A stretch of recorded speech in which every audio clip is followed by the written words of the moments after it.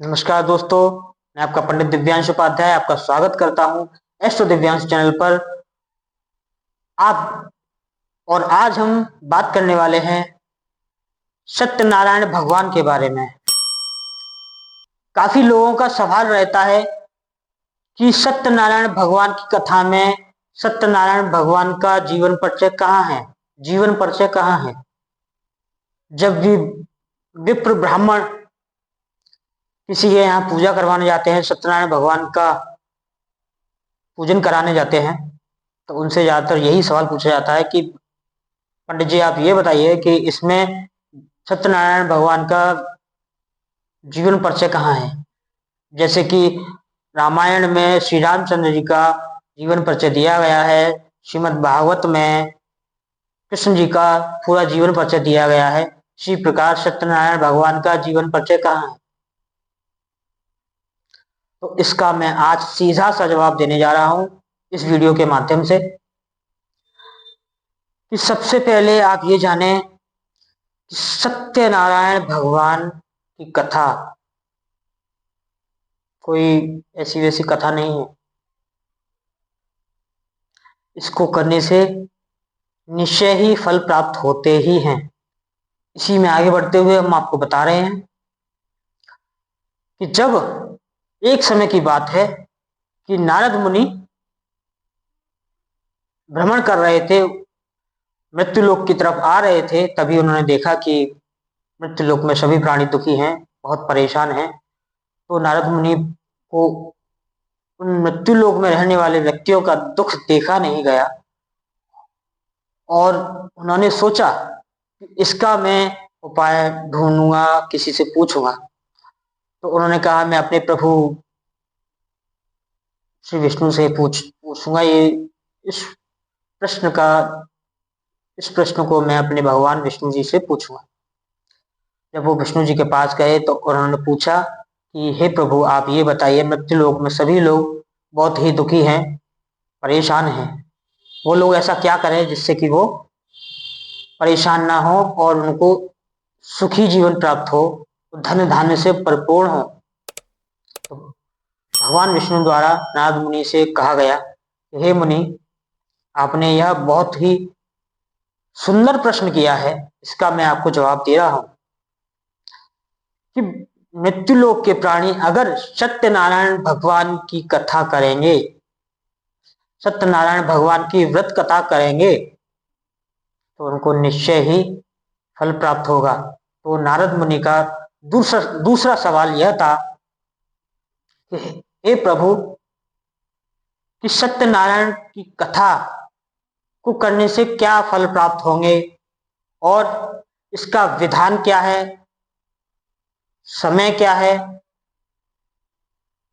और इस व्रत को किस किसने किया है।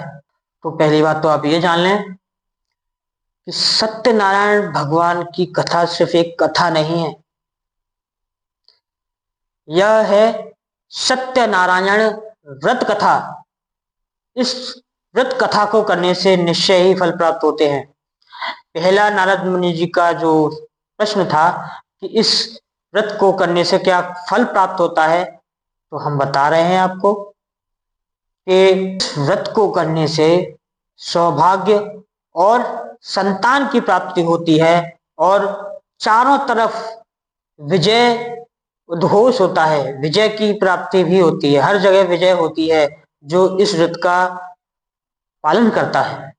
दूसरा कि इसका विधान क्या है, आप मावस हो, पूर्णमासी हो तथा संक्रांति में इस व्रत को करेंगे तो आपको फल प्राप्त होगा। और जो सत्यनारायण कथा है स्कंद पुराण के रेवा खंड में आती है। सत्यनारायण व्रत कथा स्कंद पुराण के रेवा खंड में आती है और इस कथा का प्रभाव चारों वर्णों में देखा गया है। चारों वर्णों में बारी बारी आता है। पहला लकड़हारा, दूसरा साधु नामक वैश्य, तीसरा सतानंद नाम का ब्राह्मण और चौथा उल्कामुख नाम का राजा। इन सब का वर्णन इस कथा में आता है। इस व्रत को इन लोगों ने किया और सत्यनारायण भगवान का व्रत किस विधि से करना चाहिए और कब करना चाहिए, किस समय करना चाहिए, इसका भी आज हम बताने जा रहे हैं। आज के समय में लोग बहुत जल्दी में रहते हैं, नियम से कोई कार्य करना ही नहीं चाहते। सत्यनारायण भगवान की व्रत कथा करने के लिए आपको सर्वप्रथम आपको यह करना चाहिए कि जब भी आप कथा करवाएं, आप व्रत कथा करवाएं अपने घर, तो आप सुबह संकल्प लें, सत्यनारायण व्रत कथा अहम संकल्प करिष्ये, और इसके बाद आप पूरे दिन सत्य बोलें। यह सत्य की कथा है, सत्यम परम धीमहि, यह सत्य की कथा है। जितने भी प्राणियों ने इस कथा को किया उन सबको सत्य बोलने के कारण ही फल प्राप्त हुए।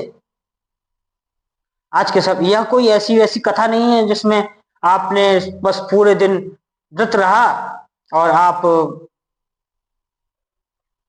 व्रत के बाद पूजा करवाई, उसके बाद आप फ्री हो गए। नहीं, आपको पूरे दिन सत्य बोलना है, उस दिन सत्य बोलना है। यह सत्य की कथा है।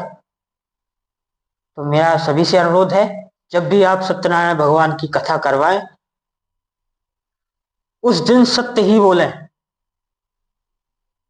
उनको ही फल प्राप्त होता है, अन्यथा फल प्राप्त होने में निश्चय ही बाधाएं आती हैं। और इस व्रत को कब करना चाहिए? इस व्रत को सुबह आप अपना संकल्प ले लें, ठीक है। संकल्प लेने के बाद सायंकाल में, आजकल तो क्या है, पंडित जी को बुलाया, तुरंत ही तुरंत सब कुछ करवा देते हैं जल्दी जल्दी में, लेकिन ऐसा नहीं करना चाहिए।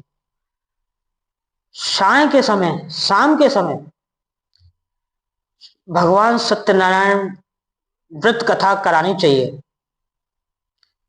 क्योंकि गोधूल का समय होता है, उस टाइम पे ही कराना चाहिए भगवान सत्यनारायण की कथा का पूजन। भगवान सत्यनारायण व्रत कथा तभी करानी चाहिए और पूरे दिन व्रत करना चाहिए और सत्य की राह पर चलना चाहिए, तभी इस फल का लाभ मिलेगा आपको। सौभाग्य और संतान प्राप्ति होगी आपको, आप सुख समृद्धि से परिपूर्ण होंगे। तो आज मैंने आपको बताया कि सत्यनारायण भगवान की कथा क्या है और क्यों करनी चाहिए, इसका फल क्या है, इसका विधान क्या है, कब करनी चाहिए, समय क्या है, इन सब के बारे में मैंने आपको बताया। और मेरा आप सभी महानुभावों से और अपने सभी भाइयों से यह निवेदन है कि अगर आपने इस चैनल को सब्सक्राइब नहीं किया है, लाइक नहीं किया है, शेयर नहीं किया है, तो मेरा सभी से अनुरोध है, इस चैनल को लाइक करें, सब्सक्राइब करें और शेयर करें, और बेल आइकन को दबाना बिल्कुल भी ना भूलें। इसी प्रकार मैं आपको अच्छी अच्छी वीडियोस आपकी जानकारी के लिए डालता रहूंगा अपने चैनल के माध्यम से। जुड़े रहिए एस्ट्रो दिव्यांशु चैनल से। राधे राधे।